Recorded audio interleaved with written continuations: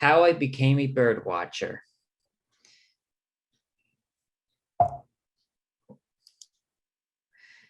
How it all started.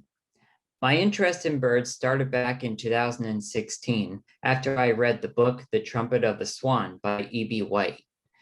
I liked it because it was educational and it told a very descriptive and moving story about one of my favorite species of birds.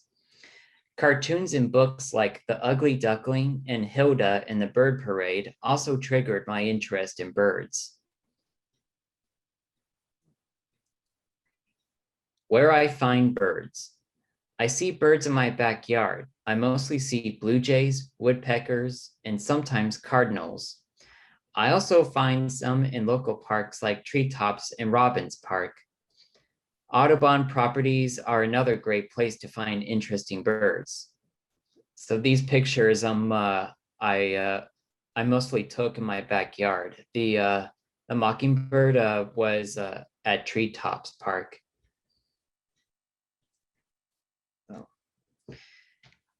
So, the challenges of bird photography.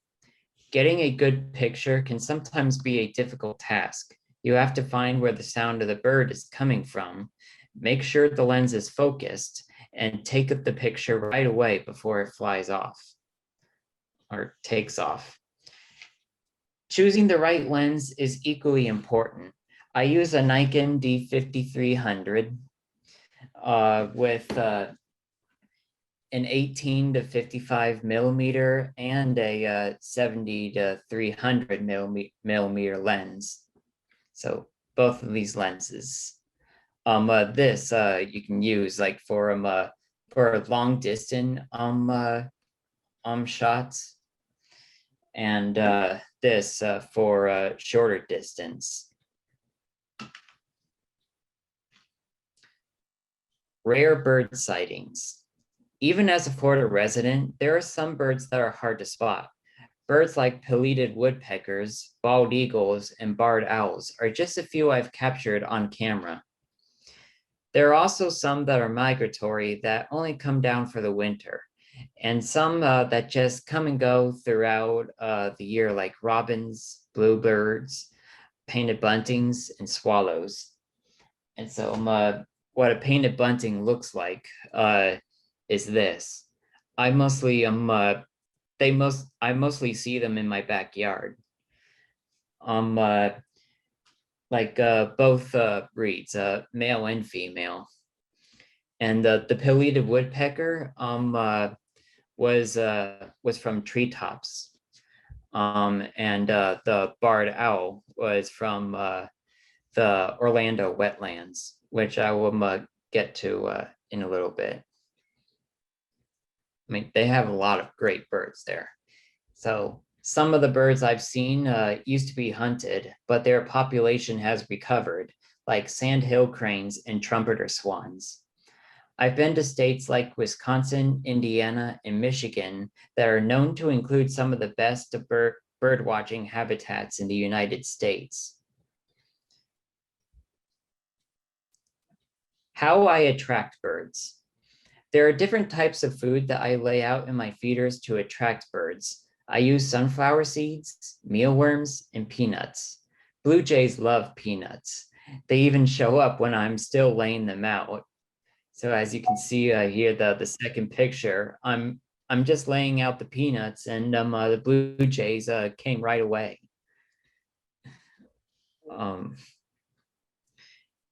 So how I feel when looking at birds. For me, birds are fun to watch. Unedited video footage on YouTube helps me understand their behavior and courtship calls.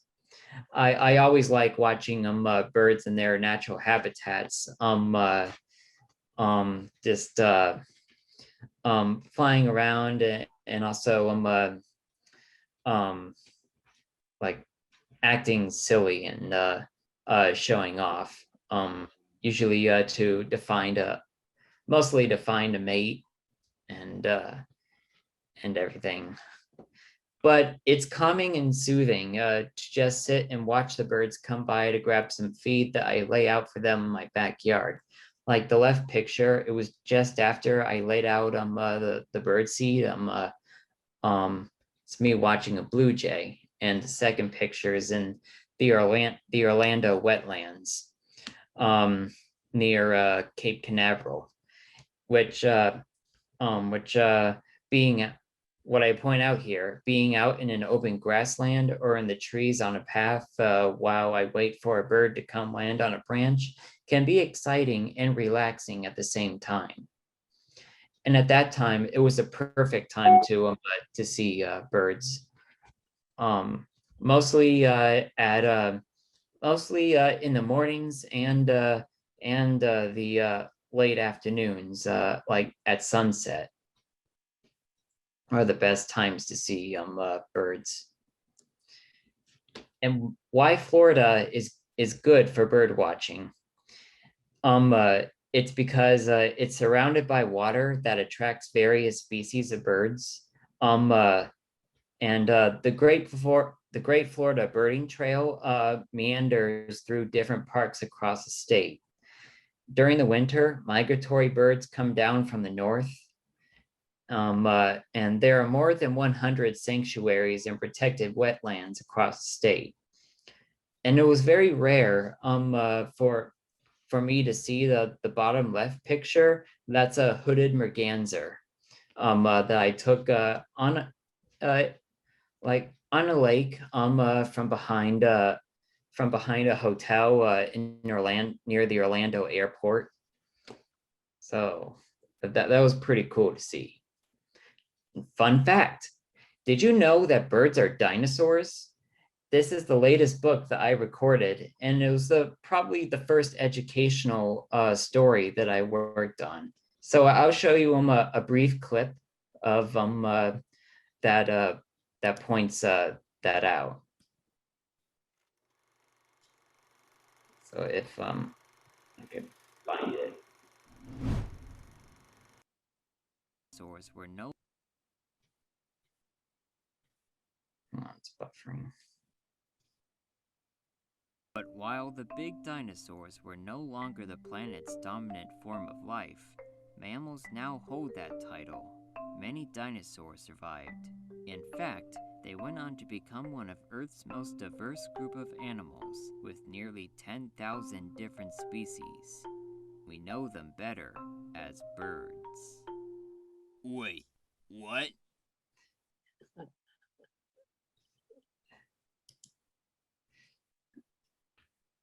My thoughts on water birds. Since reading uh, Since reading The Trumpet of the Swan, I became fascinated in the world of water birds. Of all the different species of birds in the world, water birds are my most favorite. From waterfowl to shorebirds to waders and gulls, these birds exhibit beauty, grace, diversity, and resiliency to changes in climate and environment. A beautiful symbolic creature. Since the beginning of time, many stories have been told about the water bird. My most favorite is the common loon. In many texts of folklore and mythology, it was believed that the loon was the creator of life and the world. They are also a symbol of the wilderness. And they make a sound like this.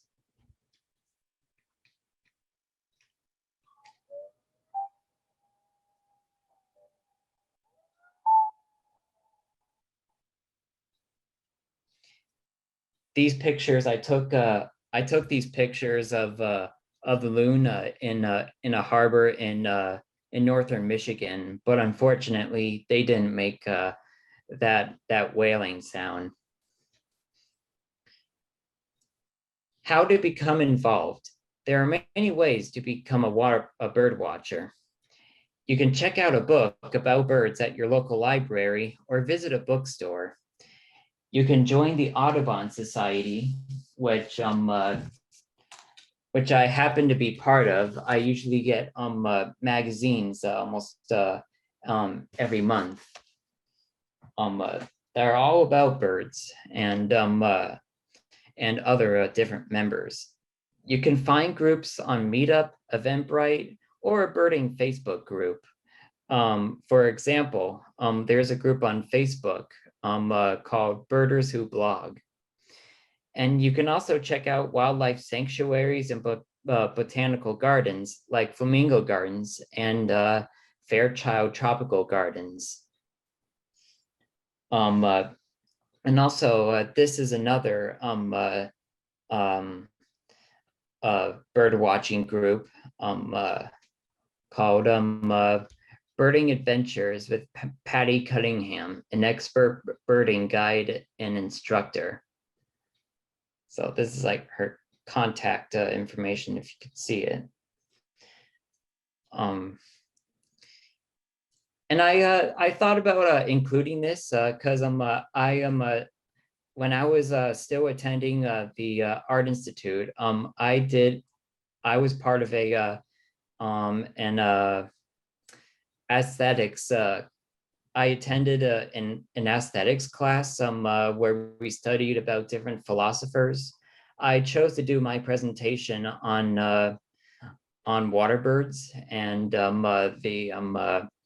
and about their beauty and their history. And I thought about it, and I was supposed to include a philosopher that